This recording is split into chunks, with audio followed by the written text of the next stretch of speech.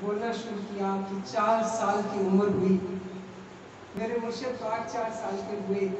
ابھی ان کی عمر اتنی تھی تو کیا ہوتا ہے کہ چوتھے سال جب بولنا شروع کیا تو زبان مبارک سے پہلا لفظ اور پہلا جملہ جو نکلا وہ کیا تھا؟ لا موجود الا اللہ. سبحان اللہ. ذرا ضرب لگائیں. آپ کا پہلا حرف ہے, ذرا زور سے لگائیں. کیا بولا؟ لا موجود الا اللہ. زور سے لگائیں. لا موجود الا اللہ. زور سے. لا موجود الا اللہ. لا موجود الا اللہ. لا موجود الا اللہ. لا موجود الا اللہ. سبحان اللہ. 5 ہی سال کی عمر میں آپ کے والد محترم کا سایہ سر سے اٹھ گیا. 597 سر ہجری میں آپ یتیم ہو گئے اور اکثر خاموش رہا کرتے تھے. بچے بولتے نا, بھاگتے چیختے چلاتے. بچپن میں میرے مرشد پاک کا یہ عمل رہا ہے کہ آپ خاموش رہتے. کیا ادا ہے میرے مرشد پاک کی خاموشی میں بھی اپنے محبوب کو یاد کیا کرتے ہیں,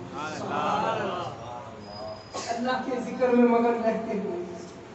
اللہ آپ کی خاموشی ہم وقت معلوم ہوتی تھی کہ کچھ سوچ رہے ہیں, کچھ سوچ رہے ہیں, کچھ کسی سوچ میں مگن ہے.